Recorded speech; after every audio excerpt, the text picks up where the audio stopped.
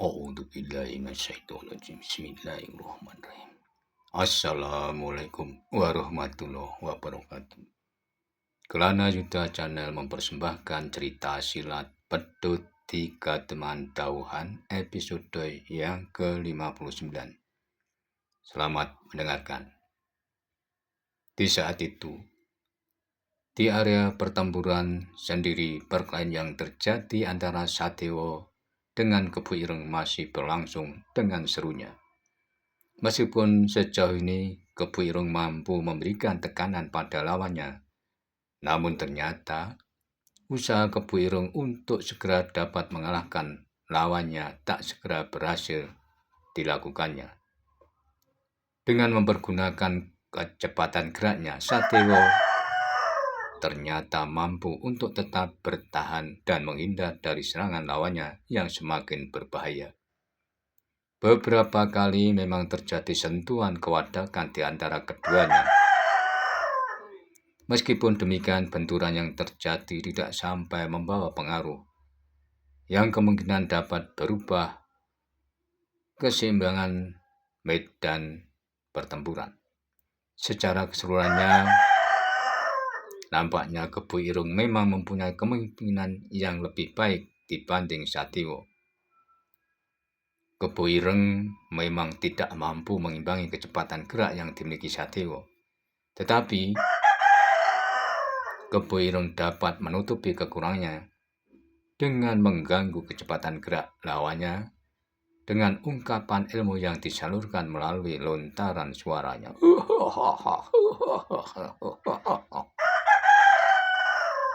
Dalam keadaan yang demikian itulah Kebu Ireng seolah-olah hanya menunggu kesempatan saja untuk dapat menghancurkan lawannya. Namun demikian ternyata kesempatan itu sendiri tak segera dapat diperolehnya. Kebu Ireng memang sempat menjadi heran dengan kemampuan yang dimiliki Sadewa. Meskipun sejauh ini ia dapat mendesak dan menekan kedudukan lawannya, tetapi anak muda tersebut selalu saja mampu keluar dari himpitan tekanannya. Kebu Ireng yang semakin menjadi penasaran berupaya untuk terus meningkatkan tataran ilmunya, namun tetap saja Kebu Ireng itu tidak segera mampu menundukkannya. Bahkan ketika akhirnya Kebu Ireng telah berada pada puncak ilmunya, ternyata usahanya tersebut tidak dapat memugah keseimbangan yang telah terjadi selama ini. Kebu Ireng mulai tidak telaten dengan keadaan yang demikian. Sebelumnya ia memperhitungkan bahwa lawannya yang mulai merasakan kesulitannya tersebut akan segera dapat dikalahkannya. Tetapi perhitungannya tidak sesuai dengan harapannya. Tiba-tiba Kebu Ireng merasakan sesuatu yang tidak sewajarnya sedang dilakukan lawannya. Ia mulai menyadari bahwa selama ini lawannya nampaknya sengaja memberinya kesempatan untuk terus menghamburkan serangannya dengan maksud untuk menguras tenaganya. Kebu Ireng mengetahui kalau perkelahian harus berlangsung dalam jangka waktu yang panjang, lawannya yang masih muda itu tentu mempunyai daya tahan yang lebih baik dari dirinya sendiri. Wajah Kebu Ireng terlihat menegang menahan kemarahannya. Sambil meloncat surut ke belakang, Kebu Ireng berteriak mengumpat, "Benar-benar anak iblis tidak tahu diri. Selama ini ternyata kau sengaja melakukannya untuk mengelabuiku. Bukankah sudah kukatakan bahwa kau tidak akan mampu lagi memulainya meskipun kau memiliki ilmu seluas lautan," berkata Sadewa. "Bocah gila, kali ini aku tidak akan menahan diriku lagi. Kalau kau memang berniat untuk mengakhiri perkelahian, persiapkan dirimu sebaik-baiknya." Kebu Ireng yang mulai menyadari kekeliruan perhitungannya akhirnya memutuskan untuk benar-benar mengakhiri perkelahian dengan mempergunakan ilmu simpanannya. Sebuah ilmu yang menjadi kebanggaannya. Dari berpuluh kali pertempuran yang pernah dialaminya, jarang sekali ia mempergunakan ilmu simpanannya. Namun kali ini, ia terpaksa melakukannya karena lawannya yang masih berusia muda tersebut ternyata tidak dapat segera ditundukkannya. Kemarahan yang mulai menguasai perasaannya nampaknya telah membuat Kebo Ireng kehilangan keseimbangan penalarannya. Ia sudah tidak memperdulikan lagi akibat yang mungkin terjadi dengan keputusan yang akan diambilnya. Wirosono yang selalu mengamati perkelahian yang terjadi dari tempatnya tidak bisa menutupi kekagumannya dengan kecerdikan Satyo, anak muda yang benar-benar cerdas. Ternyata yang dilakukan selama ini hanya untuk mempermainkan lawannya. Bahkan aku pun telah salah dalam menilai kemampuannya. Desis Wirosono di dalam hatinya. Di medan pertempuran terlihat Kebo Ireng mulai memantapkan kedudukannya untuk mempersiapkan diri membangkitkan ilmu yang gegirisi. Kebo Ireng terlihat berdiri tegak dengan kedua telapak tangannya ditelangkupkan di depan dadanya. Untuk saat terlihat Kebo Ireng memejamkan matanya, untuk sekilas terlihat wajahnya menegang. Saat kemudian sambil menggeram, suara yang menggetarkan dada, Kebo Ireng itu mengentakkan kakinya di atas tanah yang dipijaknya. Tiba-tiba saja getaran dahsyat telah melanda medan pertempuran, bagaikan gulungan ombak laut selatan. Getaran yang berpusat dari tempat di mana Kebo Ireng berdiri terlihat bergerak menyusur ke arah Satewo.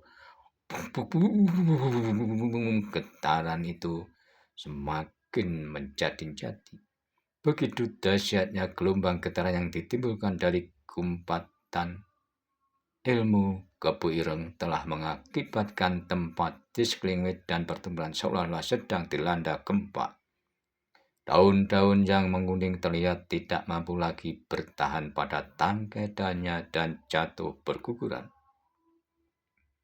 Satyo yang berdiri hanya beberapa langkah dari lawannya tiba-tiba telah terdorong surut oleh sapuan gelombang yang ditimbulkan dari getaran ilmu lawannya yang gegris itu. Sementara napasnya pun menjadi sesak. Ia merasakan dadanya seolah-olah terhimpit oleh kekuatan yang diakibatkan dari getaran suara lawannya. Untuk sekejap, Satyo benar-benar telah kehilangan keseimbangannya. Dan yang sekejap itulah yang nampaknya telah ditunggu oleh Kebo Ireng. Dengan seluruh kecepatan yang mampu dilakukannya, Kebo Ireng terlihat meloncat menerkam Satyo. Tangannya terjulur lurus dengan jari-jarinya yang mengembang seolah ingin mencengkram dada Satyo.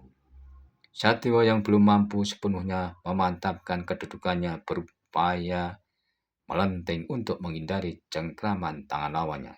Namun ternyata Satyo terlambat melakukannya sehingga Satyo tidak dapat mengelak sepenuhnya dari serangan lawannya. Jari tangan Kebo Ireng masih sempat juga meraih pinggangnya. Sentuhan itu sebenarnya hanyalah sentuhan kecil dari ujung sebuah jari. Namun, sentuhan itu sendiri telah dilambari oleh puncak kekuatan ilmu Kebo Ireng yang tiada taranya. Pinggang Satyo telah menjadi merah kebiru-biruan akibat sentuhan yang terjadi. Satyo dapat merasakan pinggangnya bagaikan terbakar yang mengakibatkan perasaan sakit tak tertahankan. Beruntung, Satyo telah mempelajari serta melapisi tubuhnya dengan ilmunya, sehingga jari Kebo Ireng tidak sampai merobek kulit yang terdiri daging dan tulang itu. Meskipun demikian, Satyo merasakan pinggangnya benar-benar menjadi nyeri dan menyakitinya. Melihat kedudukan lawannya telah menjadi goyah, Kebo Ireng tidak ingin menyia-nyiakan begitu saja kesempatan tersebut. Kebo Ireng telah bersiap kembali dan bermaksud untuk mengulangi lagi serangannya. Namun Sadewa yang telah merasakan kedahsyatan ilmu lawannya, nampaknya tidak ingin membiarkan lawannya berbuat sesuka hatinya. Kali ini Sadewa justru memutuskan untuk mendahului melakukan serangannya. Sadewa menganggap inilah waktu yang tepat untuk membuktikan kepada lawannya atas kemampuan yang dimilikinya. Sadewa meloncat untuk memperpendek jarak. Dengan lawannya, diayunkan telapak tangannya untuk menghantam dada Kebo Ireng. Mengetahui Sadewa telah mendekatinya dengan kecepatan yang hampir tidak bisa tertangkap dengan mata wadaknya, Kebo Ireng telah menyalurkan seluruh kekuatan ilmunya pada kedua tangannya. Kebo Ireng menganggap bahwa lawannya tentu telah berputus asa, sehingga melakukan tindakan nekat untuk membenturkan ilmunya secara langsung. Sadewa memang memutuskan untuk membenturkan secara langsung ilmunya seperti dugaan Kebo Ireng. Tetapi yang dilakukannya bukanlah berarti ia telah berputus asa karena tidak mampu mengatasi ilmu lawannya. Sadewa justru berniat untuk mengakhiri pertempuran meskipun ada kemungkinan dirinya sendirilah yang akan hancur lumat oleh kekuatan ilmu lawannya. Dan demikianlah petaka itu dimulai. Sambil meloncat untuk menghantam dada lawannya, Sadewa telah membangkitkan ilmu yang tersimpan di dalam dirinya. Sebuah ilmu yang diyakininya mampu melindungi dari dan membantu dirinya dalam menghadapi bermacam pelitan persoalan. Tiba-tiba saja tangan Sadewa pada sebatas siku sampai ujung-ujung jarinya telah terselimuti gumpalan kabut berwarna keputih-putihan. Kebo Ireng tersenyap mengetahui ungkapan ilmu lawannya. Alam bawah sadarnya seolah-olah telah memberitahunya akan kedatangan malaikat maut yang bermaksud menyebutnya. Untuk saat ada keraguan yang tersirat dari wajahnya. Namun benturan itu datang begitu cepatnya sehingga sudah tidak mungkin lagi dihindarinya. Kebo Ireng hanya mampu menggeram dengan keras seolah ingin menghilangkan keraguan yang dirasakannya. Keseluruhan peristiwa yang menegangkan itu hanya terjadi dalam waktu yang singkat sebelum akhirnya benturan dua ilmu yang mempunyai kekuatan begitu dahsyatnya benar-benar terjadi. Terdengar tarikan umpatan dari mulut Kebo Ireng menghema dan menggetarkan medan pertempuran. Namun nampaknya itulah suara terakhir yang sempat keluar dari mulutnya. Tubuh Kebo Ireng terpental jauh ke belakang dan jatuh terlentang begitu saja. Kebo Ireng tidak bergerak lagi. Ia terpaksa kehilangan nyawanya, tersapu oleh ilmu lawannya yang masih muda. Sementara Sadewa telah terdorong surut beberapa langkah belakang. Ia sudah tidak bisa lagi mempertahankan kedudukannya dan jatuh terduduk dalam keadaannya. Sadewa memegangi dadanya yang telah menjadi sesak. Napasnya tersendat satu-satu dan memucat pasikan wajahnya. Dengan sisa-sisa tenaga yang masih ada, Sadewa berusaha untuk bisa duduk bersila. Dengan memejamkan matanya, Sadewa berupaya memusatkan nalar butinya untuk dapat memusatkan perhatiannya dalam usahanya memperbaiki keadaannya. Saat keadaan di tempat itu menjadi hening, sesekali terdengar desau angin yang terhembus melalui daun yang ada pada pucuk-pucuk perpohonan. Semua orang yang berada di tempat itu masih terdiam menahan ketegangan hatinya masing-masing. Peristiwa yang baru saja terjadi memang telah membuat jantung orang-orang yang menyaksikannya menjadi berdebar-debar. Beberapa saat kemudian terlihat Sadewa mulai dapat mengatasi kesulitannya. Napasnya telah menjadi berangsur-angsur mengalir dengan sewajarnya. Meskipun demikian wajahnya masih terlihat memucat pasi. Perlahan-lahan Satya bangkit untuk mencoba berdiri pada kedua kakinya. Meskipun belum sepenuhnya berada dalam keseimbangan yang sempurna, tetapi Satya ternyata mampu berdiri tegak di atas kedua kakinya. Melihat keadaan yang demikian, tiba-tiba saja Ki Pratonggo tidak bisa lagi mengendalikan kemarahannya. Ketika dilihatnya Satya mulai bisa memulihkan keadaannya, Ki Pratonggo menggeram dengan kerasnya. Akulah yang akan mengantarkan kematian, teriak Ki Pratonggo sambil meloncat untuk menerkam Satya. Namun Biloso yang memang telah bersiaga dan selalu mengamati pergerakan Ki Pratonggo menghadangnya. Bahkan di tempat yang agak terpisah, Wirosono yang mengetahui Ki Pratonggo berniat menyerang Satya nampaknya juga telah mempersiapkan diri untuk mencegahnya. Dalam keadaan yang terpaksa, ia masih mampu mencegah tindakan nekat dari Ki Pratonggo tersebut. Jaraknya memang tidak terlalu dekat, namun Wirosono telah memperhitungkan bahwa kalau diperlukan ia bisa berbuat sesuatu untuk mencegahnya. Wirosono memang mengurungkan niatnya setelah dilihatnya Wiloso melompat untuk menghadang Ki Pratonggo. Apa yang akan kau lakukan? Tanya Wiloso sambil berdiri di hadapan Ki Pratonggo. Baiklah, aku akan membunuh anak muda bernama Satya tersebut, jawab Ki Pratonggo. Anak muda itu masih belum sepenuhnya pulih dari keadaannya. Tunggulah beberapa saat lagi agar ia benar-benar selesai memulihkan keadaannya, berkata Wiloso. Aku tidak perlu. Ia telah membunuh Kebo Ireng, sekarang akulah yang akan membunuhnya, geram Ki Pratonggo. Keduanya telah melakukan perkelahian dengan cara yang adil. Keduanya pun telah memperhitungkan bahwa kematian adalah salah satu akibat yang mungkin akan diterimanya. Kau harus menghargai kenyataan seperti itu.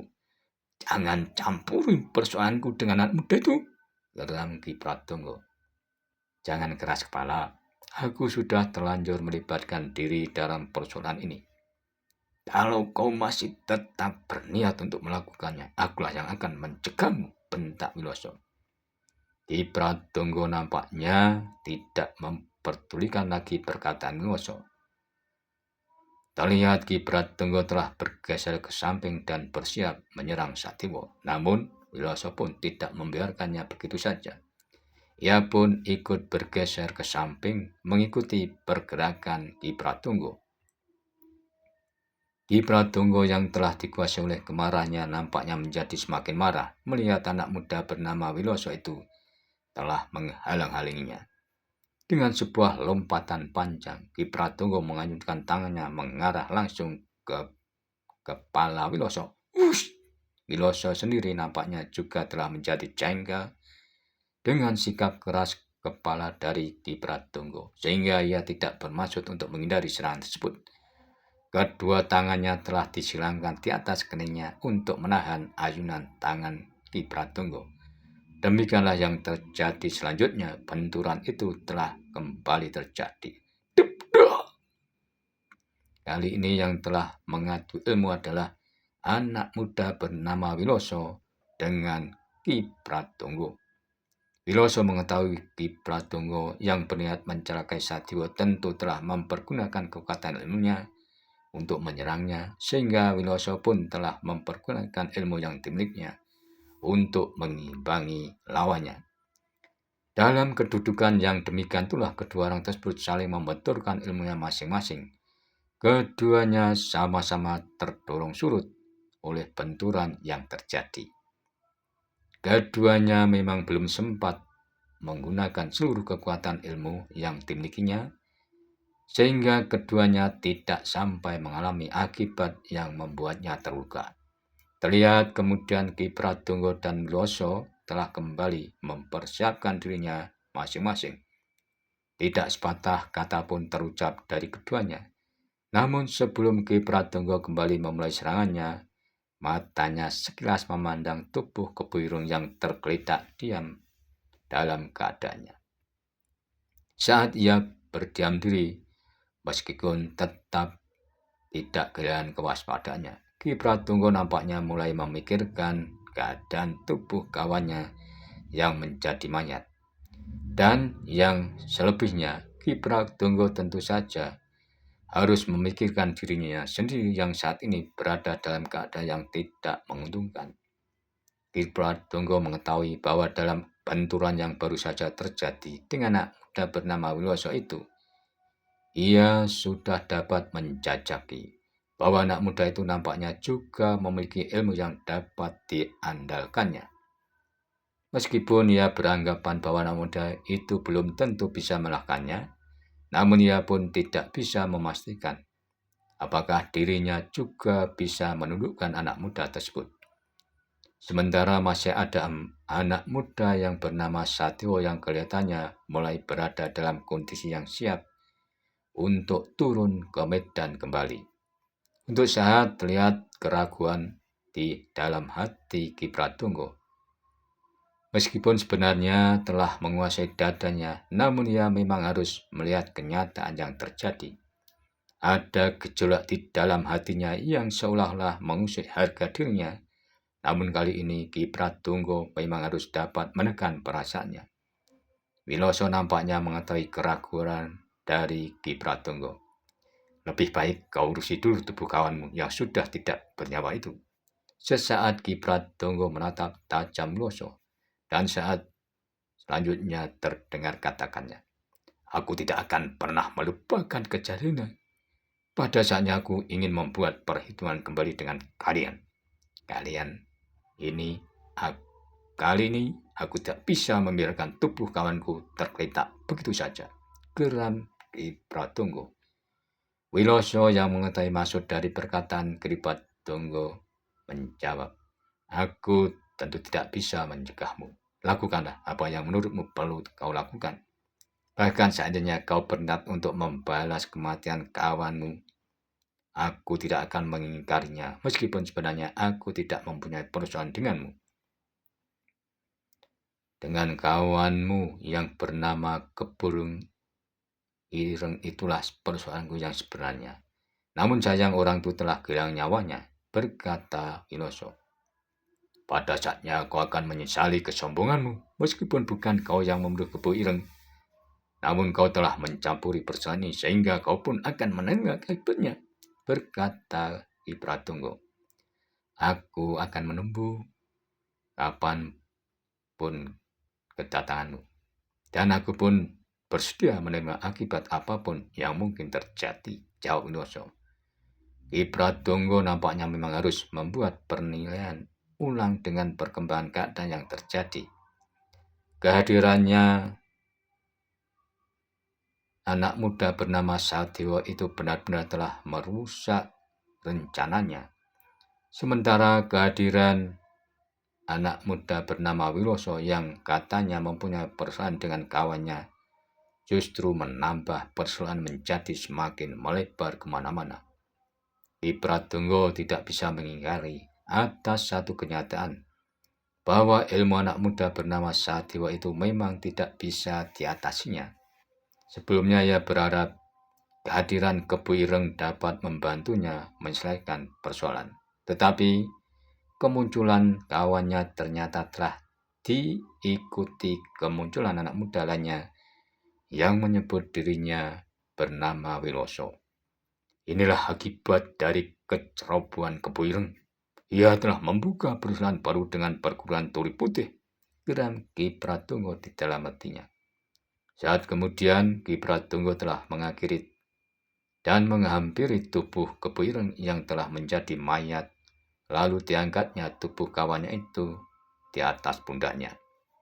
Dengan membawa perasaan amarah yang masih saja menyelimuti hatinya, terlihat Ki Pratonggo melangkahkan kakinya meninggalkan tempat tersebut. Ada dendam yang mulai tumbuh di dalam hati Ki Pratonggo. Dendam itu terlihat jelas dari sorot matanya. Dan Ki Pratonggo berniat untuk menuntaskan dendam di dalam perasaannya kepada kedua anak muda yang bernama Satyo dan juga Wiloso itu. Demikianlah episode 59 Pedut Tingkat Pengetahuan dan nantikanlah episode selanjutnya. Terima kasih, sampai jumpa.